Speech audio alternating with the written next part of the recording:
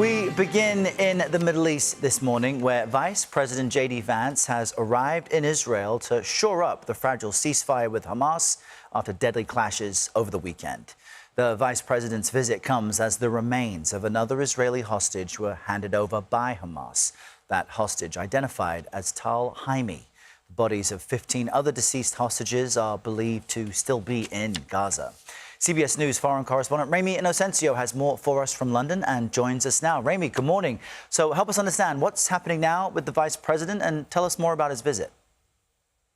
Good morning to you, too. Well, this is Vice President Vance's first time in Israel since taking office, and his mission is to make sure that his boss's peace plan, President Trump, doesn't get derailed in these early days after he claimed credit that we all saw in front of the world. He landed just in the past hour or so, and he will meet with Prime Minister Benjamin Netanyahu sometime during his trip, and it is expected to last through Thursday. But yesterday, Netanyahu was vague about what they would actually talk about, Errol. He said a couple of things. He said, we'll talk about two things, the security challenges and the diplomatic opportunities, and that he said, we will overcome the challenges and seize the opportunities.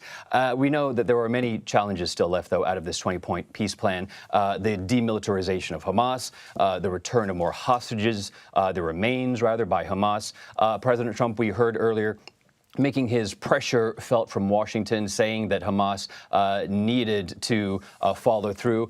And Israeli media reporting that the vice president today will visit the headquarters for a future international security force for Gaza. And this is also part of the peace plan. That is another challenge, getting regional neighbors on board and for funding it. And his meeting with Netanyahu, we understand, is expected to happen tomorrow. And again, he leaves Thursday. Yeah, that security HQ is interesting. What more do we know about these efforts to hand over the remains of deceased hostages? Absolutely. Well, they continue, and we have more detail about what has happened with Tal Haimi, who was recovered yesterday, handed over to Israeli authorities yesterday. Father of four, he never got to see his fourth child. He was killed on the day, on October 7th, defending the entrance to his kibbutz near Yitzhak. You can see that from October 7th there, those yellow gates. This is just a couple miles east of the Gaza border, as many of the kibbutzim were.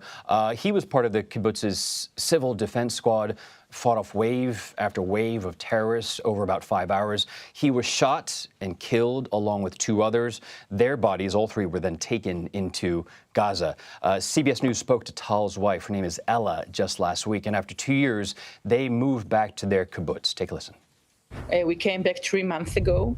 At the beginning, it was hard. But now it feels good. The kids waited to come back home, although we had terrorists and shooting outside. And we have one kid that he never been in this home, and everything is new for him because he's baby, and he was born 7 months later. And we love the kibbutz, and I think Tal and his friends died for us that we can live in this place. And the living hostages who were freed Monday met Special Envoy Steve Witkoff and Jared Kushner. They said they were confident the rest of the hostages that remain still in Gaza would be brought home. Errol. All right, Ramy Inocencio in London. Ramy, thanks.